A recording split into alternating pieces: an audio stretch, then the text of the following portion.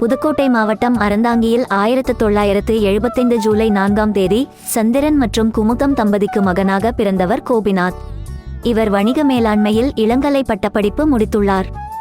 1997இல் media பயணத்தை கோபிநாத் தொடங்கினார். ஆரம்பத்தில் சிறிய வேலைகள் செய்து வந்த அவர் ஒரு நிகழ்ச்சியில் ஆங்கர் வராததால் படத்தை ரிவ்யூ செய்யும் வாய்ப்பு கிடைத்துள்ளது.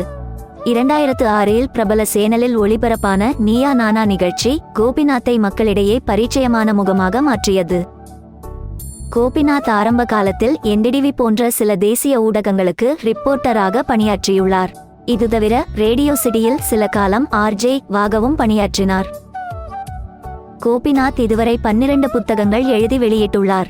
குறிப்பாக அவர் எழுதிய பிளீஸ் இந்த புத்தகத்தை வாங்குதீங்க புத்தகம் 4 லட்சத்துக்கும் அதிகமான பிரதிகள் விற்பனையாகி சாதனை படைத்தது.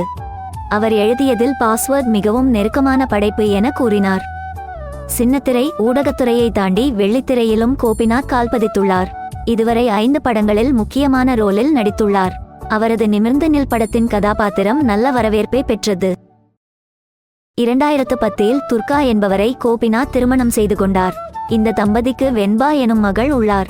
மகளுடன் எடுக்கும் புகைப்படங்களை அடிக்கடி இன்ஸ்டாகிராம் பக்கத்தில் பகிர செய்வார்.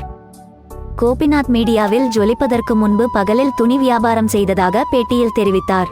காலையில் தெரு தெருவாக அலைந்து துணிகளை விற்பனை செய்துவிட்டு மாலையில் நிகழ்ச்சி தொகுப்பாளர் பணிக்கு ஓடுவேன் என கூறியிருந்தார்.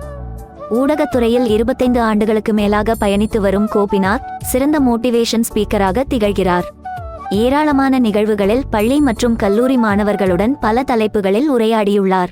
இது தவிர சொந்தமாக யூடியூப் சேனலும் நடத்தி வருகிறார்.